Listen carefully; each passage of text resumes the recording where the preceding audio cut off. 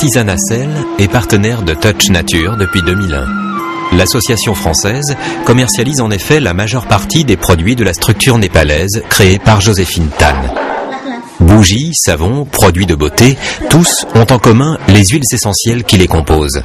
D'où viennent-elles exactement? Comment sont-elles produites? Tout commence ici, à 20 km de Katmandou, au milieu des collines, dans les locaux de la société Greenleaf. Spécialement créée par Touch Nature pour produire les huiles essentielles dont elle a besoin, Greenleaf cultive et récolte la lavande, la camomille, la menthe poivrée et quelques autres plantes aux senteurs variées. Greenleaf est encore trop jeune pour combler la totalité des besoins de Touch Nature qui achète en partie ses huiles à d'autres fournisseurs. Ce projet reste cependant particulièrement cher aux yeux de sa fondatrice, Joséphine Tan.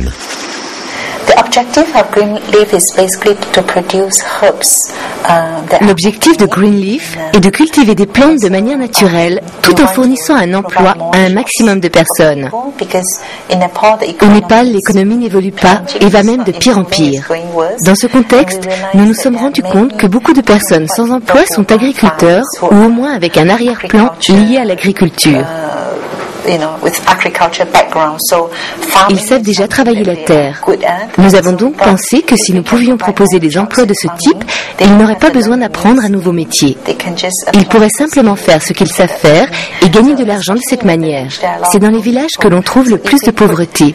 Et ce projet permet de proposer des emplois pour ces gens dans le besoin. Lucide et énergique, la jeune Singapourienne vivant au Népal depuis plus de 10 ans ne rate pas une occasion pour employer les gens qui l'entourent. C'est également elle qui a mis en place le long et fastidieux processus de distillation nécessaire à la fabrication d'huiles essentielles. Distiller des huiles essentielles est un processus relativement difficile. On doit en effet planter beaucoup d'herbes. Pour seulement 1 litre d'huile essentielle, nous avons besoin d'au moins 300 à 500 kg de plantes.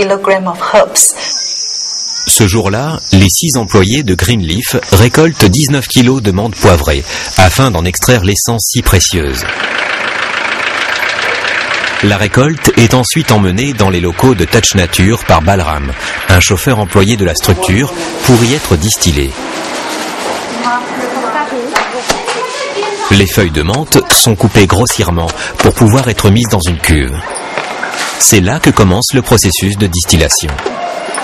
Nous extrayons en fait l'huile essentielle de toutes ces plantes pour les utiliser ensuite dans les savons. C'est donc véritablement là que la fabrication du savon commence. Les herbes sont déposées dans cette grande cuve contenant également de l'eau. L'eau est portée à ébullition et la vapeur dégagée traverse les feuilles pour capter toute l'huile et l'emmener dans un système de refroidissement qui sépare l'eau de l'huile essentielle. Après tout ce processus de refroidissement, 2 liquides distincts seront recueillis. L'huile essentielle pure et l'hydrolat, un mélange d'eau et d'huile qui sera utilisé notamment pour la fabrication des savons liquides. Ce jour-là, le résultat de la distillation a été plutôt médiocre. Les 19 kilos de menthe poivrée cueillis dans la journée n'ont finalement donné que 19 millilitres d'huile essentielle. Un ratio étonnant qui garantit pourtant le caractère exceptionnel de cette substance. Les savons artisanaux sont faits avec des huiles de très bonne qualité. Nous n'utilisons pas de graisse animale, uniquement des huiles végétales comme de l'huile de noix de coco, de l'huile de palme ou encore de l'huile de tournesol, de soja ou de ricin. Nous nous servons de toutes ces huiles végétales comme base pour notre préparation. Nous faisons tout d'abord chauffer les huiles solides comme celles de noix de coco ou de palme. Une fois qu'elles sont chaudes, nous les mélangeons aux huiles déjà liquides à température ambiante que sont celles de soja ou de tournesol. Dans le même temps, nous préparons une solution à base de soude caustique. Nous mélangeons ensuite le tout à la bonne température. C'est à ce moment que les ouvrières ajoutent l'huile essentielle en très petite quantité. Quelques gouttes de ce liquide très précieux suffisent en effet à conférer au savon de nombreuses vertus. Après avoir tout mélangé ensemble, nous mettons la préparation obtenue dans un moule. En premier lieu, nous devons couvrir ces moules de papier paraffiné. Après avoir versé le savon à l'état encore liquide dans ces réceptacles, nous les déposons dans une armoire isolée pendant 24 heures. C'est durant cette période, dans ce caisson d'isolation, que le processus de transformation de l'huile en savon se déroule. Après cela, nous retirons les pains de savon des coffrets en bois. Le papier paraffiné entourant les savons facilite en fait cette manipulation, car le savon artisanal est très collant. Ensuite, nous coupons les blocs de savon avant de les faire sécher durant 21 jours. Nous sommes obligés de laisser sécher ces savons pendant ce laps de temps, car le processus de fabrication génère de la glycérine naturelle. Le processus chimique est le suivant. Vous mélangez ensemble de l'huile et de la soude caustique et vous obtenez du savon et de la glycérine. Dans la plupart des savons que vous achetez dans le commerce, la glycérine a déjà été extraite pour être vendue aux fabricants de crème hydratante. Mais pour le savon que nous créons, c'est différent. Il est tellement hydratant que vous n'avez en fait pas besoin de crème. Après les 3 semaines de séchage, les employés rognent les savons pour les rendre les plus uniformes et les plus jolis possibles.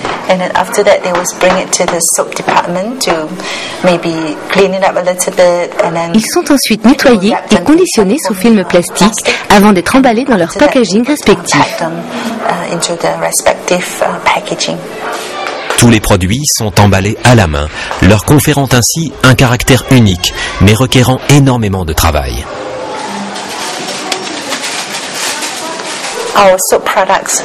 On emballe tous nos savons dans des boîtes en carton exclusivement faites à la main. Le processus pour réaliser tous ces emballages est en réalité très fastidieux car il faut assembler les pièces une à une.